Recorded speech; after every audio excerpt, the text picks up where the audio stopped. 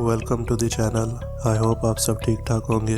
तो आज हम बात करने वाले हैं all of us are dead के 9वें और 10वें एपिसोड्स के बारे में। इस सीरीज़ के पहले 8 एपिसोड्स को मैं पहले एक्सप्लेन कर चुका हूँ, जिन्हें आप चैनल पे देख सकते हैं। So without wasting any time video को शुरू करते हैं।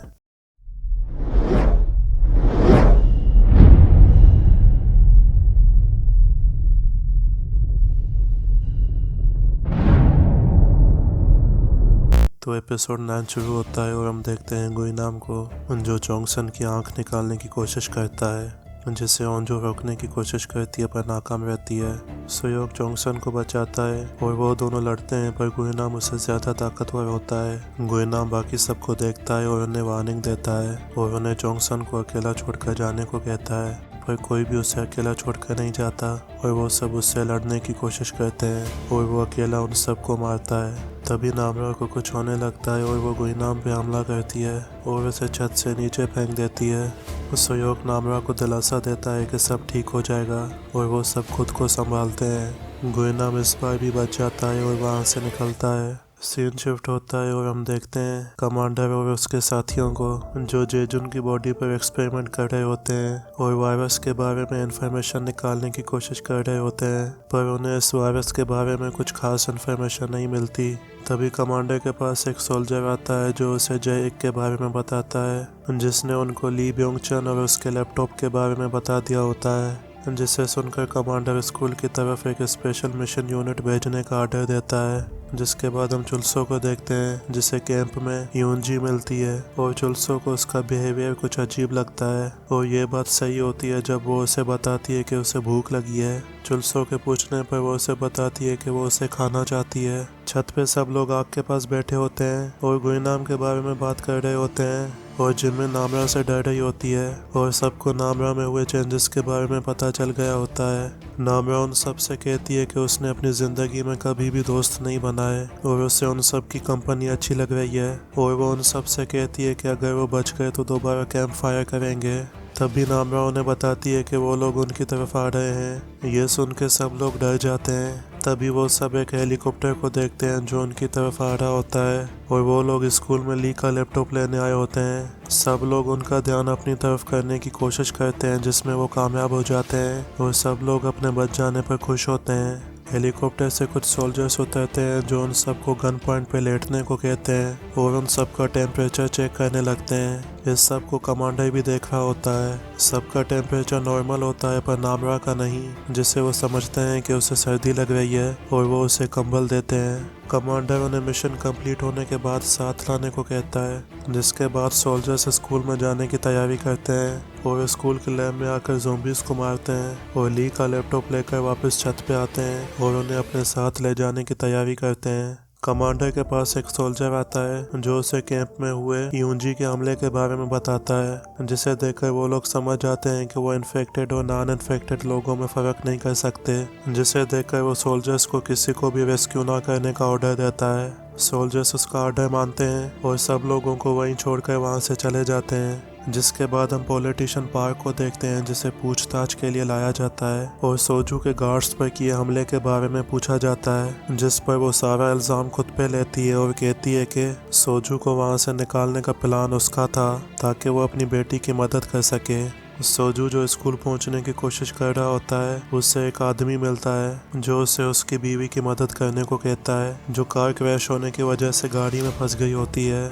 सोजू उनकी कोई भी मदद नहीं कर पाता और उन्हें अपना खाना और शॉटगन देकर वहां से स्कूल की तरफ निकल जाता है। यूनजी को पकड़ लिया जाता है और उसे समझने की कोशिश की जाती है कि वो क्या चीज़ है। जल्दी वो लोग समझ जाते हैं कि यूनजी के अंदर वायरस म्यूटेट हो गया है, जिसकी वजह से वो आधी ज़ोंबी और आधी इंसान बन गई है। ये सब जानकर कमांडर कैंप में नए आने वाले सब लोगों को अलग करने का ऑर्डर देता है और जैक और होचल और पार्क और उसके साथियों को, जिसने सारा इल्ज़ाम खुद पर इसलिए लिया था ताकि उनको अगले इलेक्शन में ज़्यादा वोट मिल सकें, उन सबको प्रिजन के सेल्स में डाल दिया जाता है। आसमान पर बादल गरजने लगते हैं और कुछ ही देर में बारिश शुरू हो जाती है, जिसे देखकर सब लोग खुश हो जाते हैं क्योंकि उन्हें 2 दिन के बाद पानी नसीब होता है। बारिश को देखकर जॉनसन को एक आइडिया आता है, जो ये होता है कि ज़ॉम्बीज़ बिजली की आवाज़ों से डिस्ट्रैक्ट होंगे और उन्हें उन लोगों की आवाज़ें कम सुनाई देंगी, जिसका फ़ायदा उठाकर वो लोग पास ही के पहाड़ पर जा सकते हैं। ये सेम प्लान मिशन के ग्रुप वाले भी बनाते हैं। इस बारिश और बादलों के गरजने की आवाज़ से नामरा अब ज़्यादा ताकतवर नहीं रहती और यही अल गुइनाम का भी होता है। वो सब एक दूसरे का हाथ थामे सीढ़ियों से होते हुए नीचे आते हैं और पहाड़ की तरफ जाने लगते हैं। तभी जॉनसन अपनी माँ को देखता है जो ज़ॉम्बी बन गई होती है, जिसे देखकर वो उसकी तरफ जाने लगता है, पर ओंजो उसे रोक लेती है और डेसू और बाकी लोग उसे मारने लगते हैं, जिसे देखकर जॉनसन उन्हें रोकता है और डेसू को मारने लगता है। वो तब रुकते हैं जब उन्हें पता चलता है कि वो जॉनसन की माँ है। इस सब से शोर पैदा हो जाता है और ज़ॉम्बीज़ उनकी तरफ आने लगते हैं, जिन्हें देखकर सब लोग वहाँ से भागते हैं और ओंजो और सुयोग जॉनसन को साथ ले जाते हैं और सब लोग पहाड़ की तरफ भागते हैं। भागते भागते उनके ग्रुप की एक लड़की गिर जाती है, जिसे जिमिन नहीं बचाती, पर वूजिन उसे एक ज़ॉम्बी से बचाता है और उन दोनों को जंगाड़ी बचाती है। जिमिन सबसे अलग हो जाती है, जिसके पीछे ज़ॉम्बीज़ पड़ जाते हैं। दोनों ग्रुप्स भागते भागते जिम्नेजियम पहुंचते हैं, जहां नामरा उन्हें वहां से भागने को कहती है, क्योंकि वहां पर बहुत से ज़ॉम्बीज़ होते हैं, जिन्हें देखकर जंगाड़ी का दोस्त मेंजय बाहर भाग जाता है और बाकी सब स्टोरेज कपबोर्ड में छुप जाते हैं। पर जुनसोंग को ज़ॉम्बीज़ पकड़ लेते हैं, जिससे मिजिन को काफ़ी दुख होता है। डेसू जॉनसन से उसकी मोम को मारने पर माफ़ी मांगता है, जिसे सुनकर जॉनसन फिर से टूट जाता है, जिसे ओंजो हौसला देती है। जिसके बाद हम जिमिन को देखते हैं, जो खुद को ज़ॉम्बी से बचा रही होती है, पर उसे काट लिया जाता है और वो ज़ॉम्बी में बदल जाती है। कमांडर और उसके साथी ली की बनाई गई वीडियोस को देखते हैं, जिसमें वो बता रहा होता है कि इन्फेक्टेड लोगों को मारकर उन्हें जलाना होगा।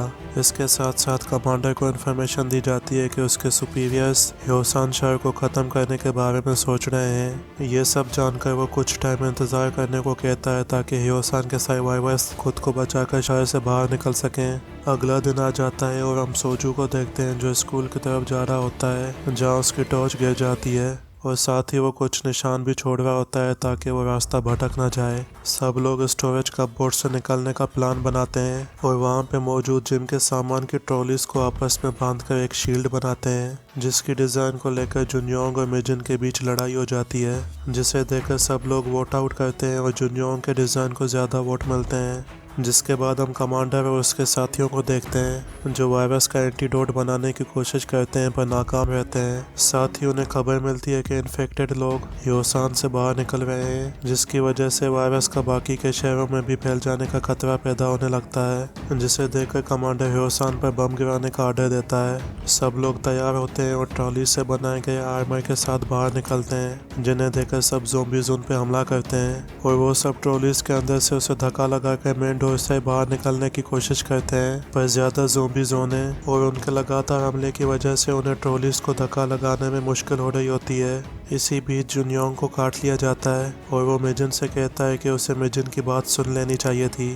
ये कहकर वो आर्मर से निकलता है और आखिरी दम तक उनके साथ धक्का लगाता है, जिसके बाद ज़ॉम्बीज़ उसे पकड़ कर खाने लगते हैं और वो ज़ॉम्बी में बदल जाता है। बाकी लोग ट्रॉलीज को धक्का लगाकर दरवाजे तक पहुंच जाते हैं और उसे खोलने की कोशिश करते हैं, पर वो बाहर से लॉक होता है और वो उसे नहीं खोल पा रहे होते और ज़ॉम्बीज़ का उन पर हमला तेज़ हो जाता है और गुइनाम को भी उनकी लोकेशन पता चल जाती है। तभी दरवाज़ा खुल जाता है, जो सोजू खोलता है और ओंजो अपने डेड को देखकर उससे गले लगती है और इसी के साथ एपिसोड 10 ख़त्म हो जाता है। तो मैं उम्मीद करता हूँ कि आपको ये वीडियो पसंद आई होगी। पसंद आने की सूरत में इस वीडियो को कर दीजिए लाइक और चैनल को कर दीजिए सब्सक्राइब। मैं मिलूँगा आपसे अगली वीडियो में, तब तक के लिए टेक केयर।